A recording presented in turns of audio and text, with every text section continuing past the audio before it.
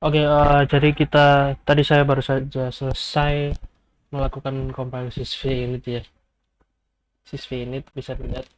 Sekarang kita bentar, saya hapus dulu foldernya dari remove folder bekas sysvinit. Oke, kita lanjut ke bawah tentang debugging simbol. Teman-teman bisa baca sendiri tentang debugging simbol ini. Nggak terlalu banyak, cuma beberapa flags untuk debugging. Misal teman-teman nanti debug pakai bash atau glibc sama gcc file. Nah, kita lanjut aja ke proses stripping. Jadi kita memotong sebanyak 2 giga ya dari eh, file-file yang sudah ada. Jadi kita hapus banyak, nanti kita akan segera hapus banyak sekali temporary file. Jadi setelah kita compile semuanya, kita make semuanya kan, terus kita install banyak sekali temporary file yang dibuat dari hasil tadi. Sekarang kita lakukan stripping. Kita hapus file-file yang nggak kita perlukan. Bisa teman-teman lihat kalau sekarang kita pakai df -h, pakai flag h, disk free. Kita punya 33,4 giga yang kepakai dan yang tersedia 25 giga, digunakan 13%. Dengan ini nanti kita harapannya mengurangi 2 giga dari banyaknya penyimpanan itu. Jadi nanti 3,4 giga harapannya berkurang menjadi 1,4 giga. Kita lakukan aja kopas. Oke, akan butuh sedikit waktu.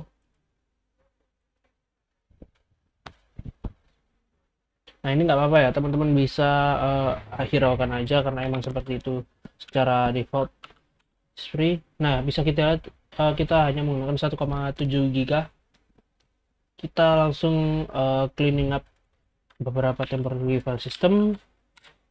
Oke, setelah itu kita logout dari cerut LFS ini, kita logout, terus kita change rule lagi pakai ini, pakai shell yang baru. Bisa kita lihat kita nggak pakai opsi H lagi karena semua program udah uh, digantikan dengan program-program yang baru kita compile di chapter 8. Terus kita akan hapus beberapa file di user/lib sama user/lib exec yang punya ekstensi .la. Itu file yang punya ekstensi .la adalah uh, archive libtool ya. Jadi mereka udah nggak digunakan lagi karena mereka cuma digunakan sebagai symlink saat proses compiling di chapter 8. Kita hapus. Nah, teman-teman bisa lihat tentang archive file di blfs section tentang .la. Nah, compiler yang kita build di chapter 6 sama chapter 7 itu baru hanya terinstall sebagian ya, tapi kita udah nggak menggunakannya, udah kita nggak perlukan lagi. Kita hapus saja pakai command find yang ada di user, ambil semuanya dengan ambil nama kernel slash lfs slash gnu, dan apapun yang ada di belakangnya kita pipe ke x argumen, terus kita remove mereka secara paksa. Oke, setelah itu kita hapus user tester ya yang kita pakai untuk ngetes package setelah di make. Misalkan sudo kan su tester, terus flexi, terus komen apa gitu, itu untuk ngetes package. User tester mail 10 mail. Oke, biar aja nggak apa-apa. Kita lanjut ke sistem configuration. Jadi kita pakai ini sistem tradisional yang dulu sekali dipakai Linux pada awalnya. Kita bakal pakai sysv. Tadi kita udah compile sysv, udah install juga. Kita bakal pakai sistem V, bukan sistem D yang sekarang banyak dipakai. Jadi yaitu ini klasik boot proses ya. Jadi dia akan menyusun semua proses dengan uh, run level. Jadi di manakah program akan berjalan, apakah dia dengan status 0 sebagai halt, atau dia punya status 1 untuk single user mode, atau dia punya 2 untuk multi user mode, dan seterusnya. Nah, untuk 6 ini berarti ini akan melakukan reboot sistem ya. Sistem akan di reboot. Untuk keuntungan yang kita dapat di sistem V itu, kita akan mudah mengerti proses. dan juga kita bisa mengkustomisasinya dengan mudah. Tapi kita punya beberapa kerugian kalau pakai sistem V.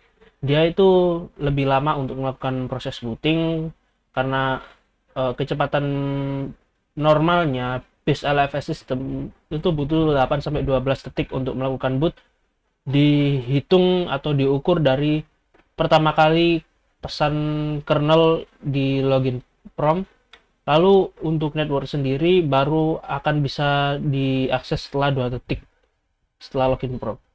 Terus serial processing of boot test ini, kalau teman-teman pernah belajar CPU scheduling atau tahu apa itu uh, test scheduling dalam pemrosesan data atau pemrosesan package, di sini kita sistem V menggunakan serial booting ya. Jadi semua itu diproses satu-satu, tidak secara paralel seperti sistem D. Jadi secara satu-satu, jika satu proses terdelay, maka dia akan mendelay seluruh boot proses. Terus kita, ya seperti tadi ya, karena dia nggak support parallel processing boot test, dia itu nggak support control groups. Jadi dia nggak akan bisa melakukan per user file share scheduling. Jadi dia nggak akan bisa share scheduling untuk tiap user. Nah, untuk menambahkan script juga kita butuh manual, terus static sequencing decision. Jadi kita harus benar-benar bisa memberi atau menentukan pilihan tentang proses mana yang akan berjalan dan dia di urutan keberapa. Oke, kita langsung masuk ke LFS boot script. Kita udah kembali ke Ceruts. Jadi setelah ini nanti, setelah proses ini nanti, teman-teman bakal tetap pakai 7.3.2 sampai 7.3.3. Cuma kita nggak bakal pakai ini lagi. Kita nggak bakal pakai ini lagi, tapi kita pakai comment chart yang baru. Ya, yang nggak ada flag H lagi. Kita langsung kembali ke source. Oke, kita ekstrak LFS boot script. Tar xpf lfs boot script cd lfs boot script. Jadi ini script bawaan dari LFS, tentang apa-apa saja package yang harus dijalankan saat melakukan proses booting, lalu package mana yang harus duluan dijalankan. Kita langsung aja make. Oke, ini hanya shell script ya, jadi nggak perlu lama-lama. Kita lanjut ke bawah. Ini ada beberapa penjelasan, teman-teman kalau mau baca ya silakan. Kita langsung ke managing device ya. Kita create custom udev rule. Kita custom, terus kita lihat internet adapter kita ya. Nah, internet adapter kita namanya INP0S3. Ini patut diingat buat teman-teman, dicatat juga karena ini nanti kita pakai di network configuration. Terus kita langsung bakal berurusan dengan device yang terduplikasi. Bentar. Oke, kita balik lagi rm rf lfs boot script. Oke, kita sini. Oke. Terus kita pakai ini untuk mengatasi teman-teman kalau mungkin punya webcam atau TV tuner, bisa pakai ini. Oh, syspad not found, berarti nggak ada ya? Nggak ada. Oke, kita lanjut aja. Nah, ini general network configuration, kita copy saja tas ini. Nah, kita ada this is config, ada yang perlu teman-teman lihat juga. Ini ada dua-duanya mesin yang sama ya, jadi nggak apa-apa. Kita pakai di terminal lainnya IPA buat ngelihat IP kita. Nah, ini IP kita pakai IPv4. Nah, di sini kita kan pakainya ifconfig.eth0. Teman-teman ubah eth0 jadi nama network adapter yang teman pakai. Misalnya kan tadi INP0S3, kita ganti ke ifconfig.inp0s3. Kita ganti ini, terus kita list. Nah, ini kan ada ini. Terus sekarang kita edit pakai Vim. Teman-teman kalau tadi install Nano atau Emacs terserah. Kalau saya tadi installnya Vim, jadi saya akan pakai Vim. Terus edit ifconfig p terus ini kita ganti INP0S3, terus ini IP nya kita ganti sesuai IP mesin 43.42. Untuk gateway nya kita ganti dengan I43. Ini broadcast nya kita pakai 43. Oke, kita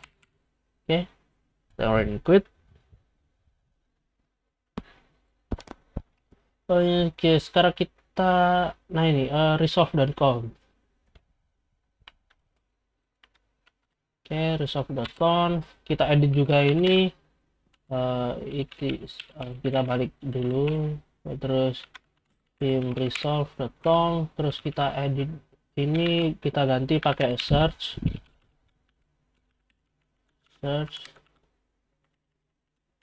Oh, enggak, kita ganti domainnya pakai www.google.com. kita pakai Google aja, terus name servernya kita ganti pakai IPv4 address dari Google 8.8.8.8. terus yang bawah ini kita ganti ke 8.8.4.4. ini kita write and quit. Sekarang kita bikin hostname. Untuk saya hostname-nya saya pakai kelompok 5 SO, terus kita enter. Oke, ini nggak perlu.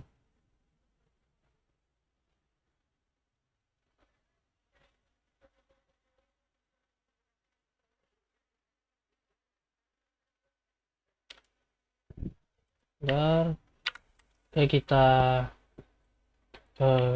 pas tekan ini, kita klik sini, terus kita edit tim di host ID ya. Kita nggak perlu ini kita nggak bakal pakai IPv6. terus ini biarin, ini kita ganti ya, dan kita masuk visual mode, kita ganti, change 192.168.43.42 buat IP kita. Terus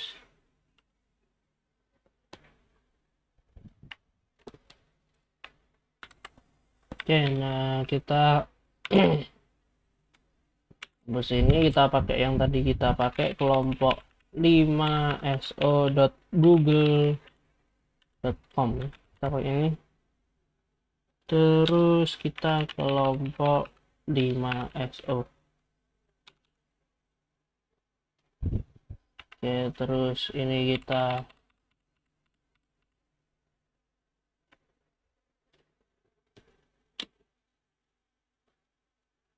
bisa bukan kita pakai V biasa. Oke, kita yang lain, terus bentar kita deleting dulu, terus kita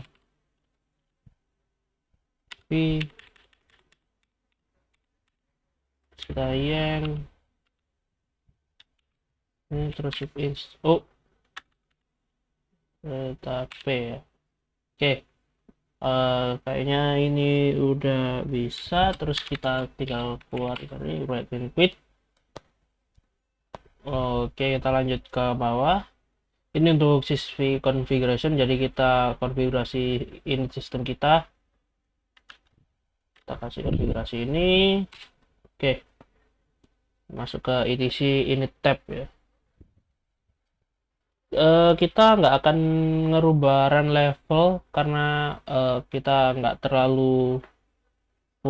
punya terlalu banyak spesifikasi, jadi untuk default run level udah cukup. Terus kita bikin clock script script ya. Jadi ini untuk ngatur waktu atau jam pada sistem. Oke, biar dia ikut ke apa? Ikut dengan UTC time. Jadi biar waktunya nggak keliru. Oke, kita langsung lanjut ke bawah.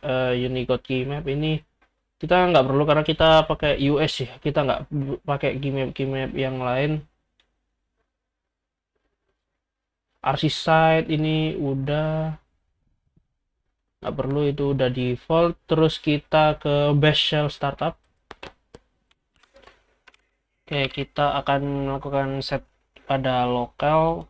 Untuk default biasanya pakai English US UTF-8, jadi kita pakai itu aja. Kita generate-nya pakai local mans karena ini terlalu panjang ya, bisa kita pipe ke less. Kita pipe ke less, kita punya less, kita cari kita cari English underscore US on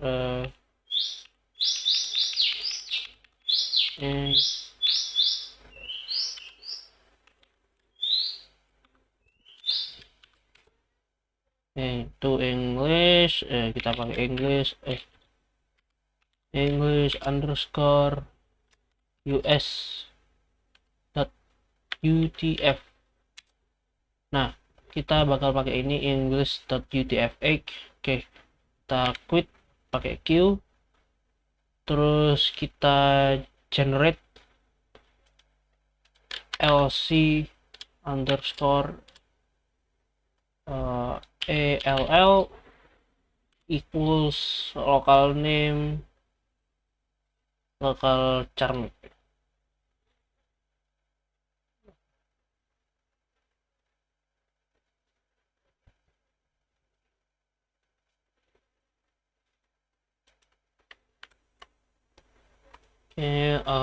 English underscore US dot UTF-8, hopefully local char map.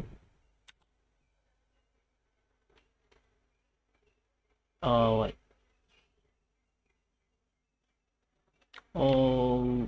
UTF ya, bukan UTD, UTF. Nah, UTF-8. Oke, terus kita cari juga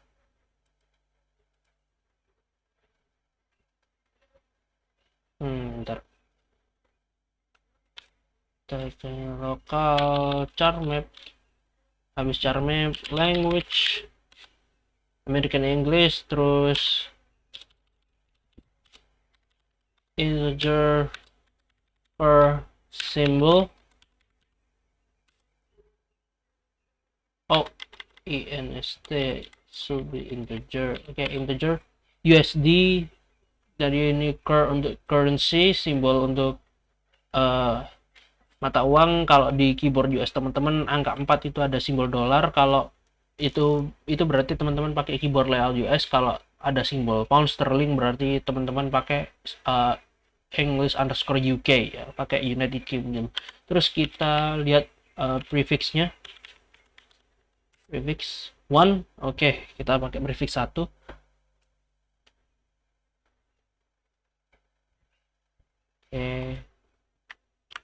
Sekarang kita bikin terminal baru ya. Di sini kita udah ada, kita tinggal mount lagi, kita search di terminal lainnya, kita mount, terus kita entering change root environment, terus kita nggak bakal pakai ini, kita pakai yang ada di chapter 9 ya, chapter 8 atau 9, 8. Kita langsung scroll ke atas dulu, scroll ke atas, langsungnya ada di daftar isi. Oke. Stripping ya, di stripping. Nah, ini kita pakai ini. Oke, kita nanti balik lagi ke mana ya, nah sini. No, terlalu jauh. Nah, kita concatenate etc profile, kita terus kita vim/etc/profile. Nah, ini kita ubah export language ke sini, kita hapus.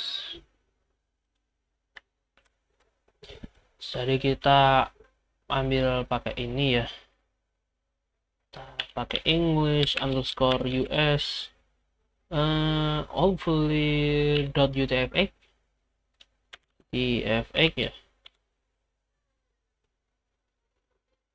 English US. Bentar kita lihat dulu di sini. Sorry, ISO and summary cannot virus. Oke,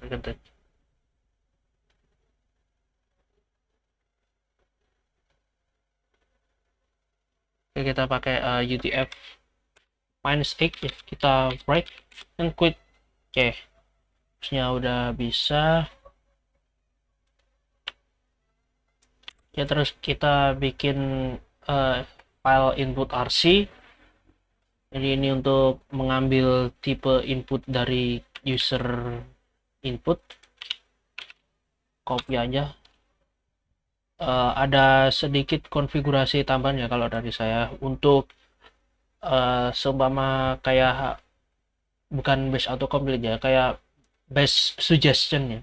Kalau kita butuh base suggestion, kita kasih input seperti ini. Kita edit dulu di etc input RC. Input RC kita ke bawah G, di sini kita tambahin set visible ya, visible stats on. Oke.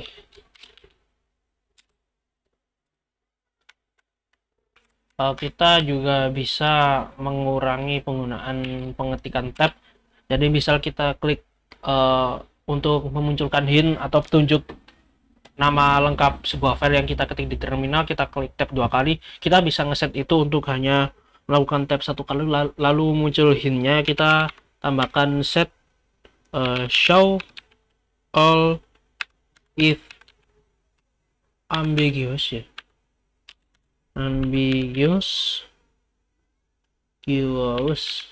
oke, jadi dia akan melakukan ambiguous search secara ambigu. Kita lakukan searching secara ambigu, jadi semua yang kelihatannya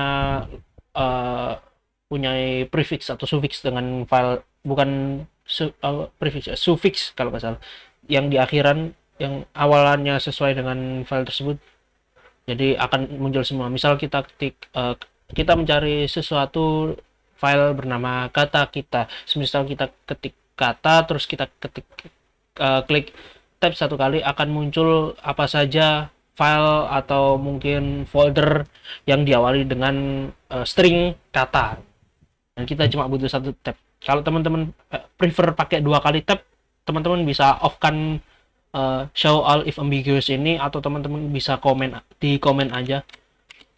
Oke, kita write dulu.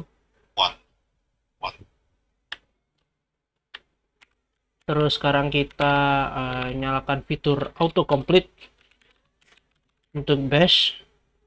Bukan auto ya, completion ignore ya,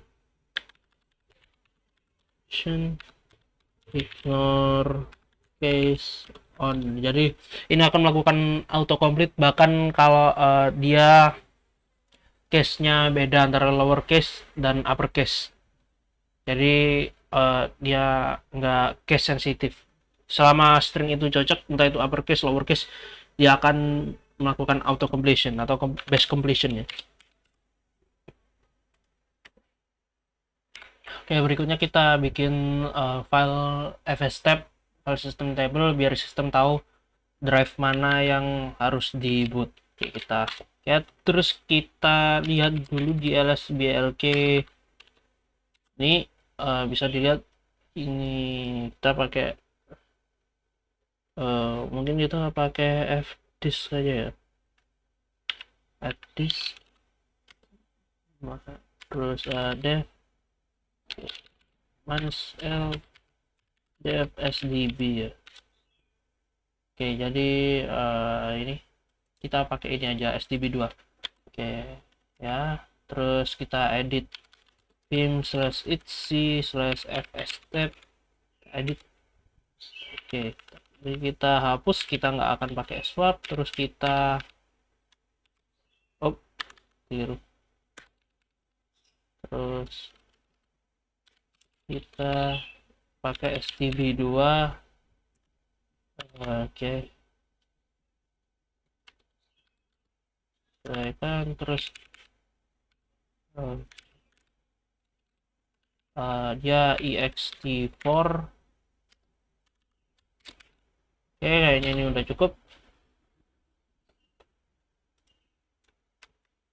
Tapi kita punya beberapa masalah. Semisal kita kan tahu disk itu diassign ke SDA, SDB atau SDC dan seterusnya itu berdasarkan proses booting. Karena ini proses bootingnya yang pertama, jadi Meno sistem akan merecognize yang pertama ini sebagai SDA dan yang kedua sebagai SDB. Tapi kita kalau nanti masuk ke LFS, dia akan merecognize SDB sebagai SDA, lalu SDA sebagai SDB, karena disk utama yang dipakai adalah SDB. Kita bisa menghindari kesalahan booting ini dengan menggunakan dengan mengatur fstep menggunakan block ID. Jadi kita pakai block ID. Nah, kita dev SDB2 kita ganti dengan UUID ini. Oke, kita ganti ini. Jadi karena UUID ini pasti untuk setiap partition dan dia unik, nggak akan mungkin tertukar. Terus kita copy aja yang ada di sini. Terus di sini, oke. Kita bisa write and quit. Oke. Ini untuk menghindari kesalahan saat sistem booting ya. Oke, jadi lanjut ke tahap berikutnya. Kita melakukan compile Linux kernel. Kita balik ke directory sources. Kita ya. Naik lagi satu level, kita directory ke sources. Oke. Terus kita ekstrak tarball untuk Linux kernel. Linux.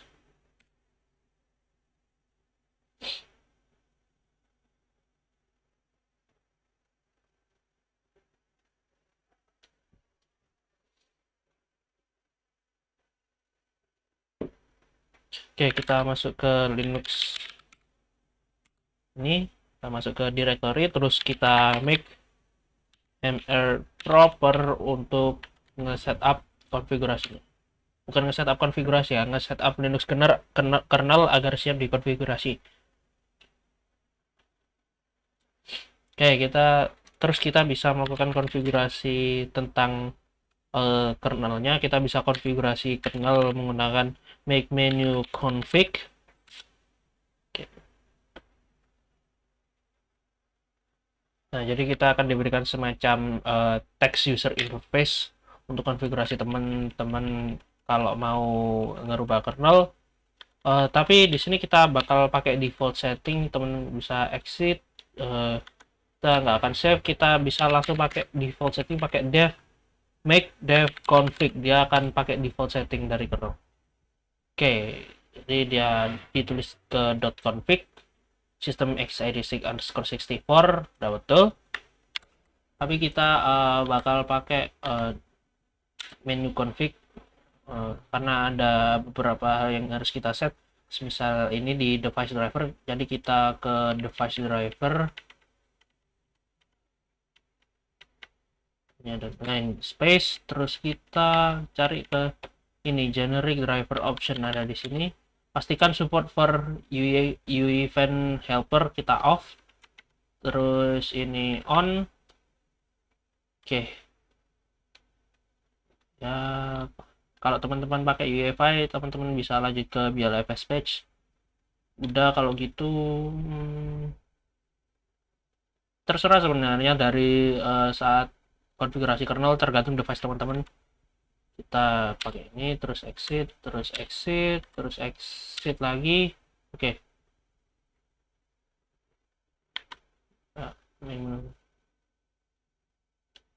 kita lihat lagi make menu config. Kita cek aja lagi di mana tadi, ensure night device driver and then generic driver. Oke, kita exit exit. Setelah itu kita lakukan proses make ya. Kita kasih time mungkin karena ini agak lama. Make J4 kita pakai paralel, tunggu. Oke, jadi itu tadi butuh 7 menit ya. Sekarang kita install modulnya, kita compile modul.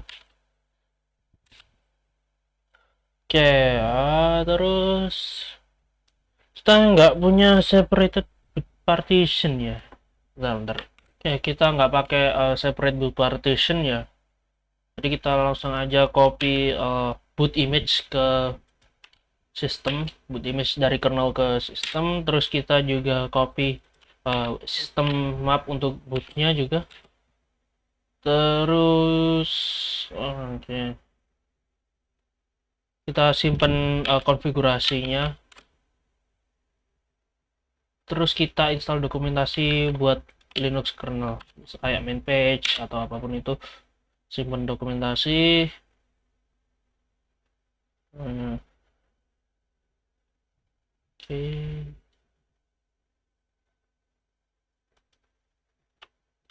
Nah, idenya adalah dimana kalau kita melakukan compile seperti biasa ini, user biasa bakalan punya akses ke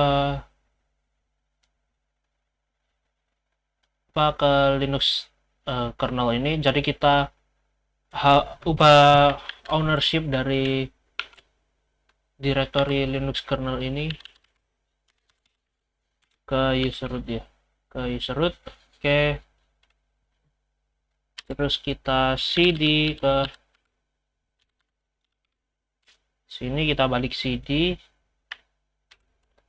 Juga beberapa dokumentasi kernel merekomendasikan membuat symlink ya. Jadi direkomendasikan membuat symlink ke user src source terus ke Linux yang akan ngepoint ke kernel source directory, yaitu yang ini.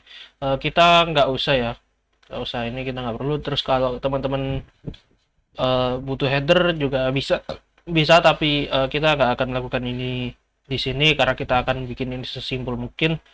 Kalau teman-teman mau ngeload modul secara dengan urutan tertentu, udah dikasih contoh, teman-teman bisa langsung aja. Nah, kita akan maju ke setup grab untuk boot proses. Di sini juga kalau teman-teman mau bikin ini jadi .iso juga bisa. Oke, teman-teman bisa langsung loncat ke BLFS lalu install xor or iso dari lib isoburn, jadi ngeburn iso teman-teman yang ada di ini. Tapi kalau teman-teman ngebuild kayak kita sekarang di dalam VM dan punya host mesin, teman-teman nggak perlu melakukan ini. Teman-teman tinggal langsung boot aja ke host mesin, terus masuk ke root environment kayak yang ada di chapter 7.32. Oke.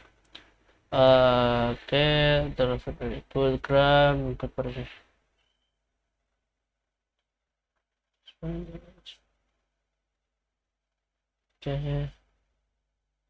oke.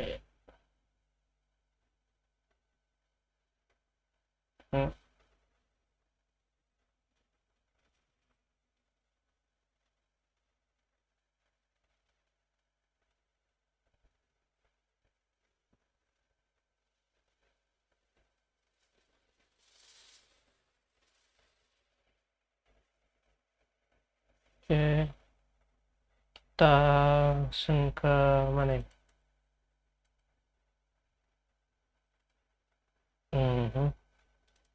Kita pakai ini grab install dev sdb ya, sdb karena kita pakai sdb. Installation finish, no error. Oke, kita bisa lanjut bikin konfigurasi untuk grab.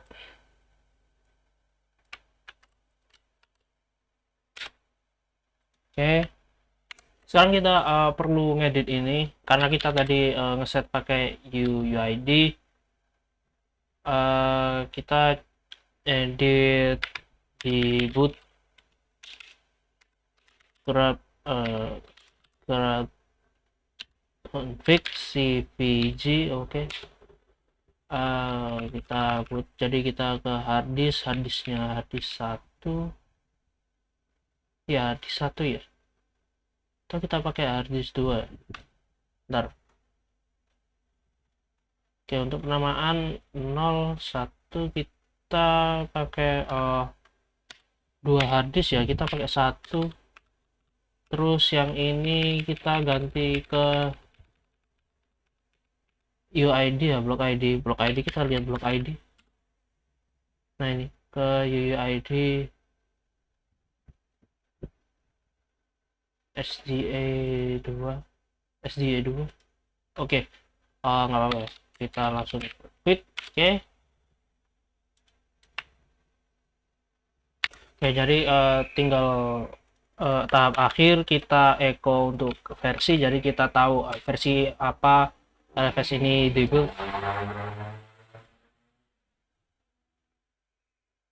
Dan itulah kenapa saya benci knalpot, bro. Oke, kita lanjut. Kita echo 11.0. Jadi saat kita pengen tahu versi berapa LFS-nya, kita tinggal get etc LFS release, terus kita kasih naming sim di sini ya, kita kasih ini, kita edit aja. Oke, code name distribusi LFS, distribusinya kita ganti, kita modify LFS kelompok 5. Terus code name-nya kita kasih nama Vivala itu ya. Oke, terus apa lagi ya, distribusi ID kita kasih Linux browser, nggak apa-apa.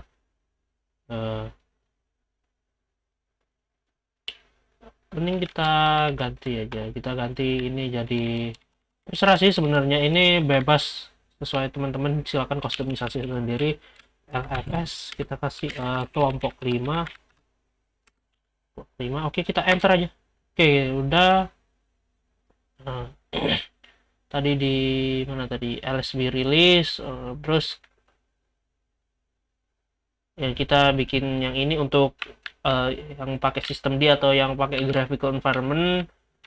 Version codename kita kasih Vivalahimti, terus ini kasih LFS 11. Kita ganti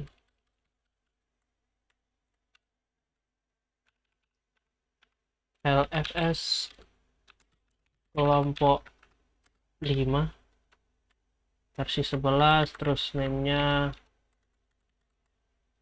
kita kasih LFS kelompok 5 kelompok 5. Oke, kita enter aja ya, enter.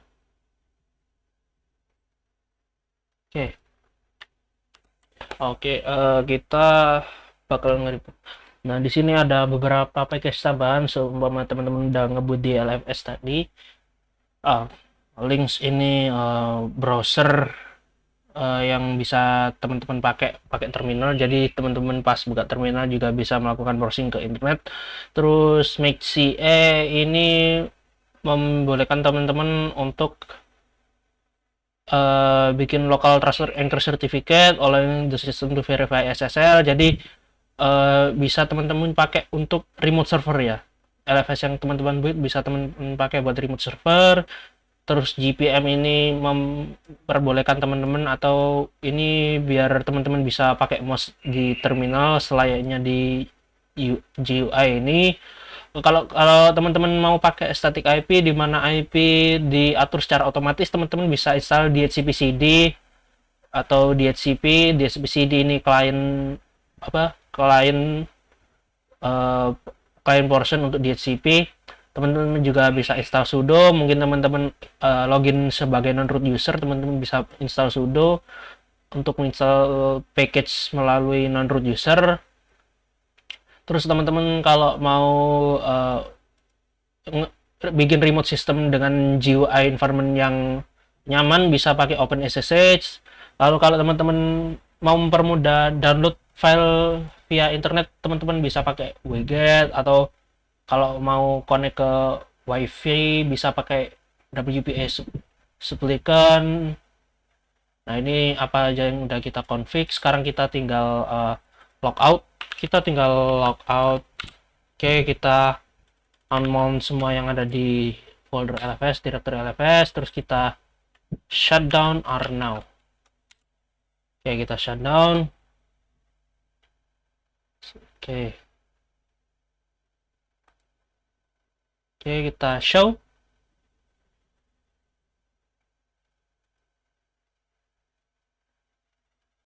Oke, dia nggak ngebut ke LFS ya. Coba kita SSH lagi. Ada beberapa konfigurasi yang harus kita lakukan kayaknya. Jadi yang pertama kita chapter 7 mana? Chapter 7, kita balik ke chapter 7. Oh, kejauhan. Nah, ini 7.32 sih. Nah, ini kita mount ini dulu, kita mount, terus kita mount ini juga, terus ini juga. Ups. Nah, lalu kita change root pakai ini. Kita kayaknya harus ngubah yang ada di mana ini. Ini ya, atau ya ya, kita ubah di boot ini. Boot grab.config. Oke, ini kita pakai 0,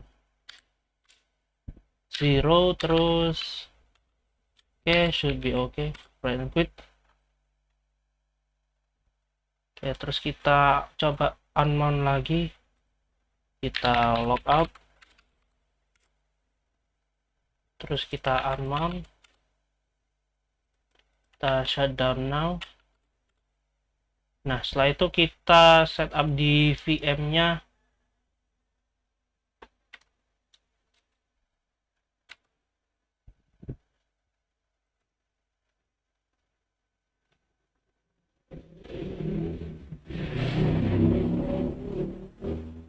Oke, kita shutdown dulu.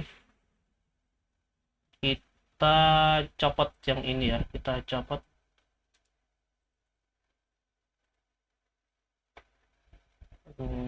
Storage, terus ini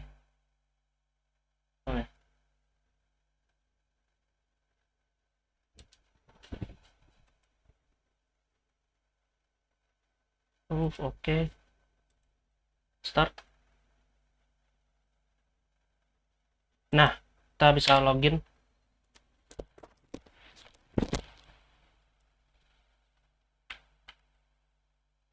Kita bisa login sebagai LFS ya.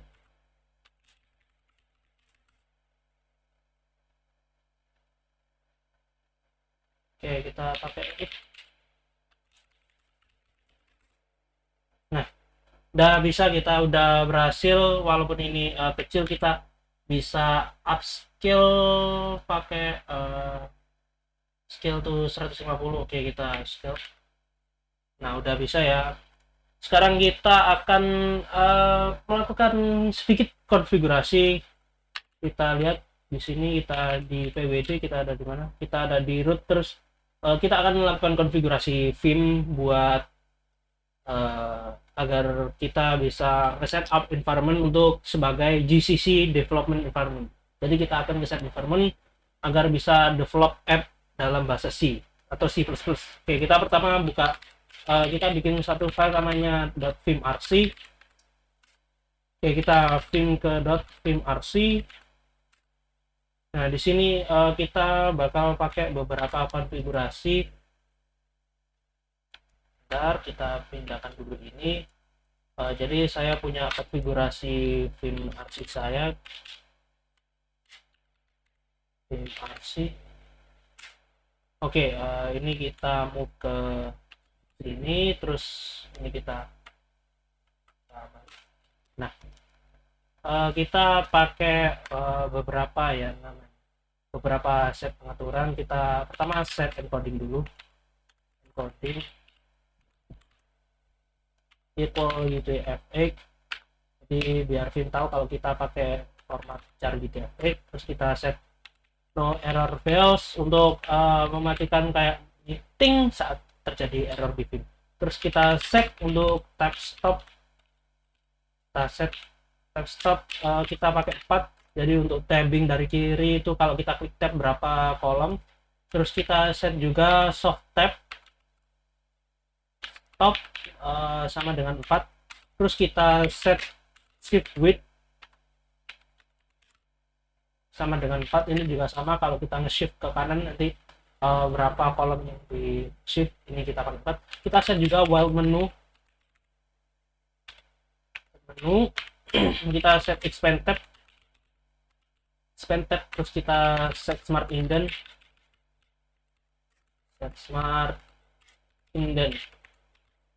terus kita set number, terus relative number kita biar bisa tahu kita berada di line number berapa. Terus kita set smart case, kita set no swap file aja, kita set no swap file.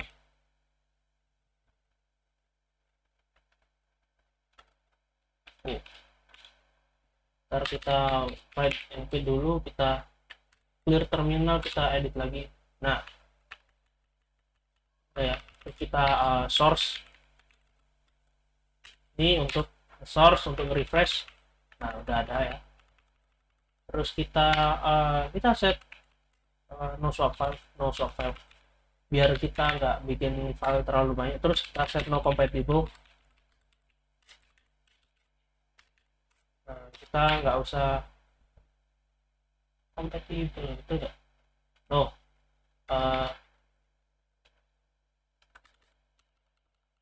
no compatible. Oke, kita set no backup biar nggak perlu bikin shadow file. Dan juga set no wrap. Set undo directory untuk kita misal ke undo ke sebelumnya. Ini nanti kita buat directory namanya the film, terus undo directory. Jadi kita di home, terus ke .film undo directory, kita bikin nanti directory-nya. Terus kita set undo file untuk ngaktifin undo directory. Terus kita set increment search. Kita set juga term GUI colors.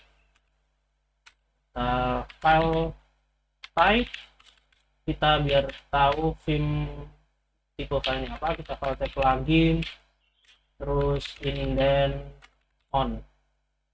Oke, kayaknya itu aja ya. Kita lihat di sini. Oke, kita balik ke sini, terus kita write, terus kita source.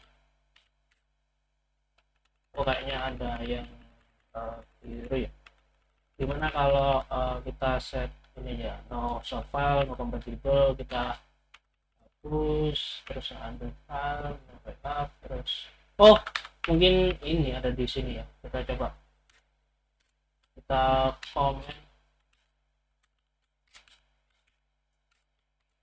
kita source,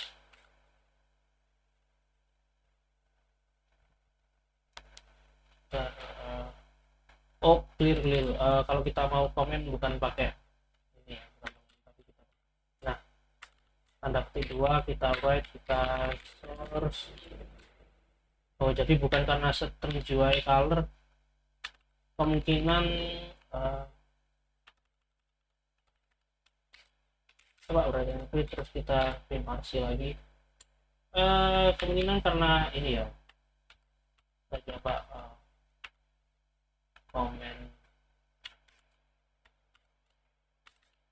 ini, terus kita write, kita slash, tekan, atau ini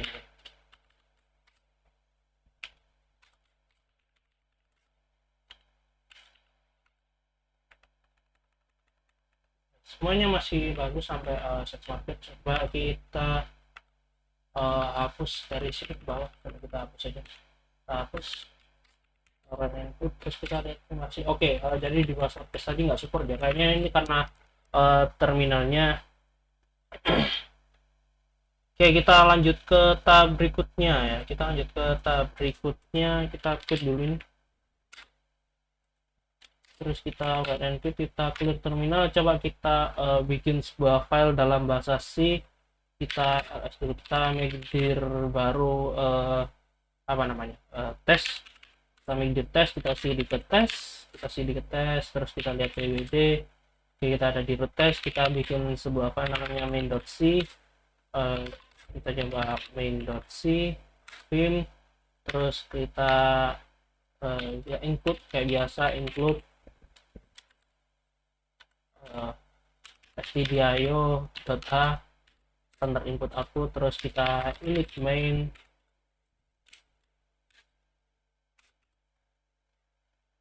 Oke, teman-teman bisa lihat.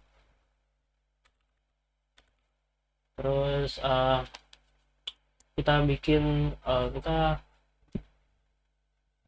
kita pakai komensi yang ada di CPU aja ya, biar mempersingkat waktu. Kita write sesuatu di terminal, kita output sesuatu di terminal, kita kasih hello, kita itu adalah 5.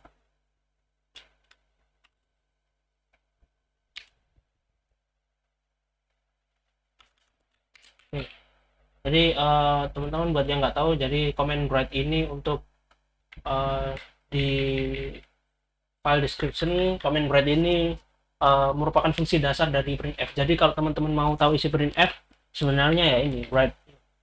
Semuanya kita nggak pakai stdio.h ini ya, semuanya kita nggak pakai ini, kita hapus.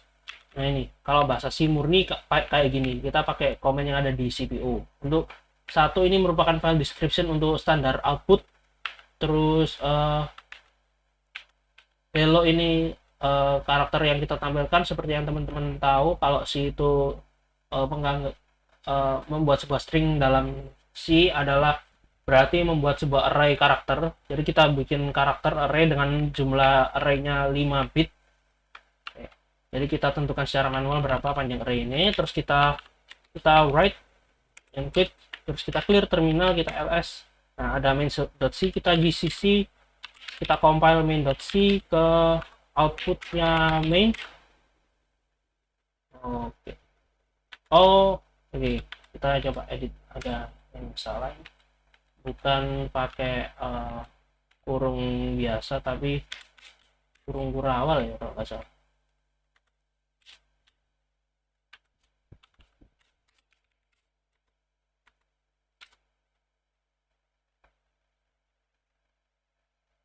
Oke.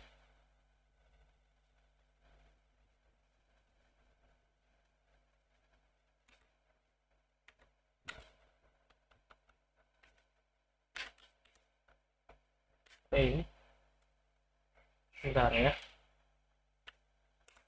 Oke, jadi mungkin contoh ini terlalu susah ya. Saya udah lupa gimana caranya pakai sistem call, jadi kita pakai yang awal aja. Kita mode insert, include stdio.h, terus kita ini main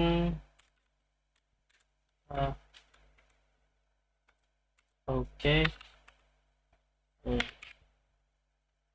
Saya pakai printf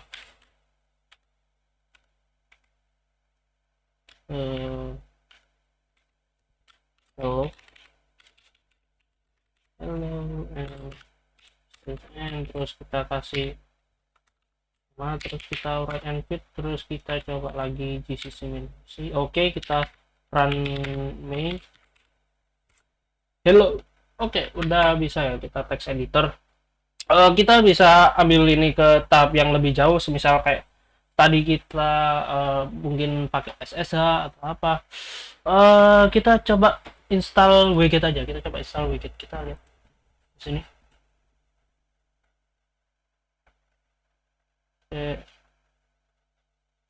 PXE runtime, oke, kita lihat opening.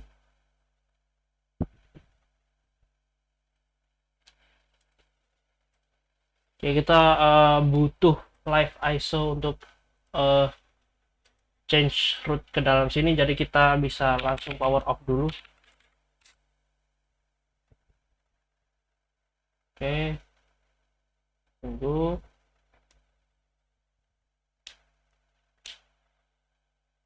Butuh waktu ya buat power off karena dia pakai sysv, jadi harus nge-power off satu-satu.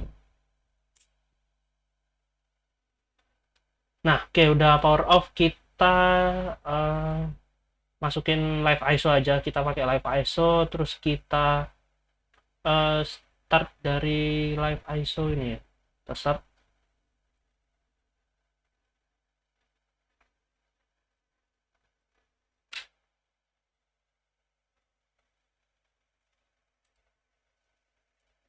Bentar, ini 100.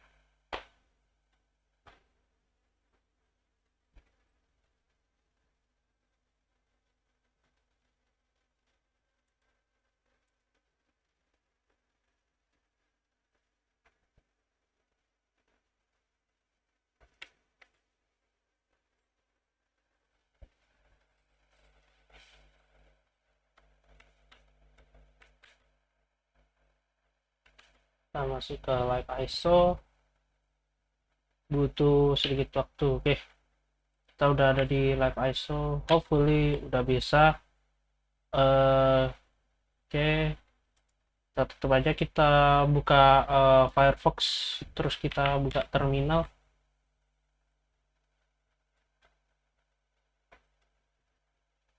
Oke, di sini kita cari Linux from scratch.org.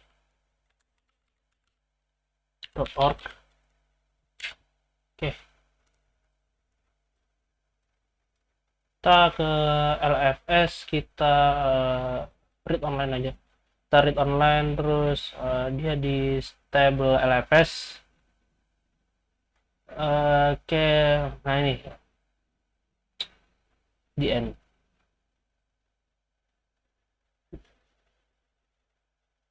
Oke, di sini kita udah setup tadi, terus kita pasang wget dulu.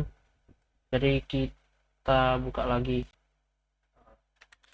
linuxfromspread.org, kita coba buka, terus ke LFS, read online, stable LFS, kita ke chapter 7 ya, kita chapter 7 prepare virtual kernel.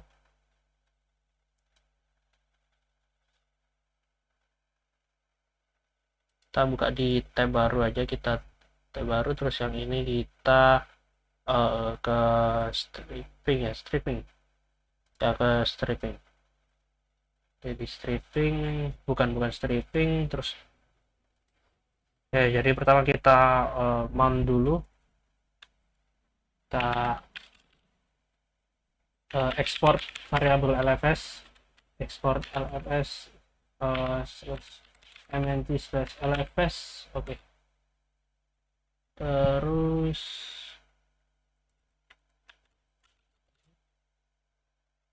oke, kita ngedir di slash lfs di mana tadi. Kalau di sini kita bikin directory di ini, creating limited directory, bukan, lanjut ke sebelumnya di mana, ada di sebelum ini, sebelum all package ya, previous. Nah ini exit minus v ya, untuk verbose lfs.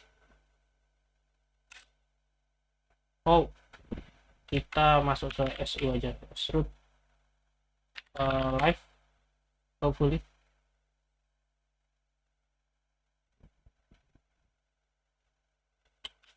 SU root.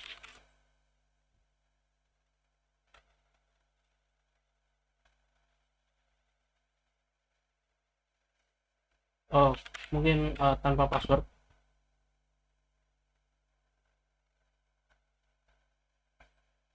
Oke, bentar.